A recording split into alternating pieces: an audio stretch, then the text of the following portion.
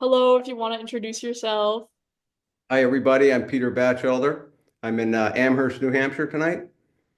All right, And fabulous. And then if you want to talk about how your work progressed to where it is now. sure.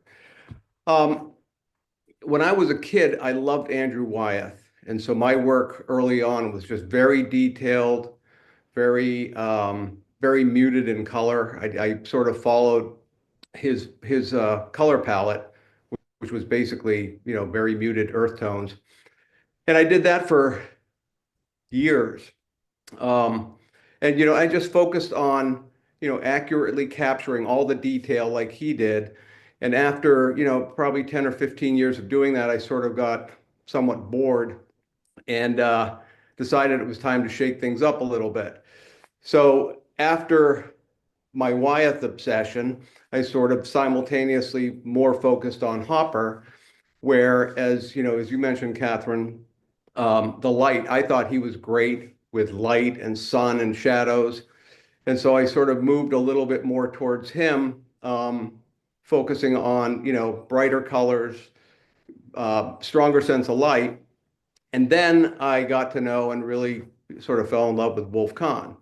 And that's where, my palette sort of blew up.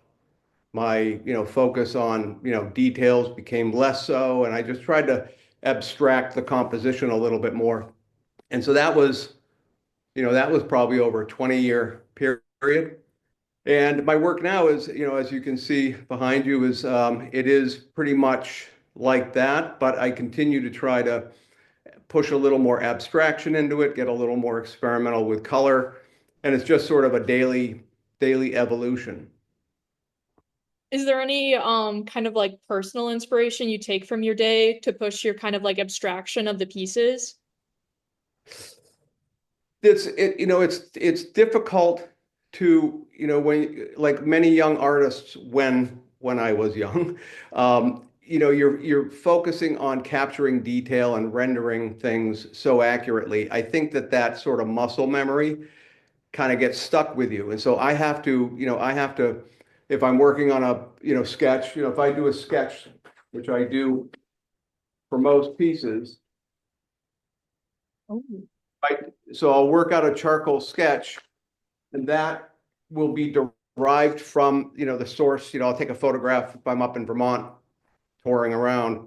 Um, and then I'll work from the sketch, but work from the photograph, but when I work do the charcoal, I'm sort of reworking the composition, trying to add a little abstraction, not make it look so literal.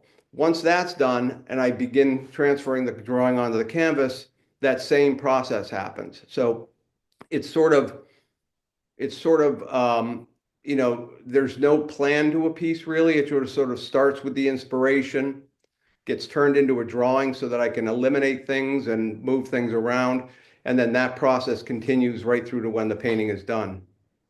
So yeah, there's no, I can visualize what a painting will look like before I start, but 9 times out of 10, it's going to be very different from what I originally considered. Do you have a favorite part of the process with the painting, like either like working through it, kind of like figuring out how to like change the kind of like composition, or is there a certain like process that you find to That's, be most interesting? yeah, that's a good question. The way I paint is I start very loose. I use very thinned out paint, and I just sort of rough out the composition.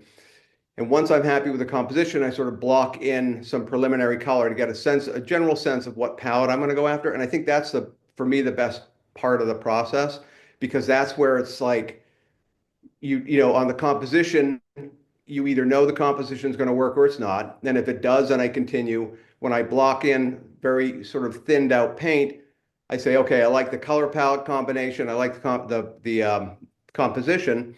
And then the rest is just completing the painting. So that to me is like the most sort of experimental part of the process. Okay, that's wonderful. Is there anything else you want to tell anyone about your pieces? Any kind of like personal connection that you'd like to express to everyone? Um, it's not so much I have a personal connection. Obviously I do because I made them, but but what I've been told is that barns are, because I paint quite a few barns. I paint other things too, but Yeah. clearly I love painting barns. But barns are, I think they're universally loved. They're sort of iconic.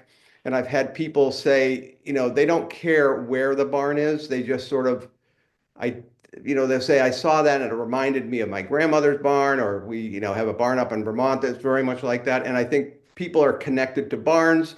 And when they see a piece of mine, they sort of, they see it from a personal perspective, which I think is kind of nice. That is really nice. I also have a personal connection to like some of these barns too, so I can understand these. All right. You, yeah. Well, it was great talking to you. All right. Thank you, Kat.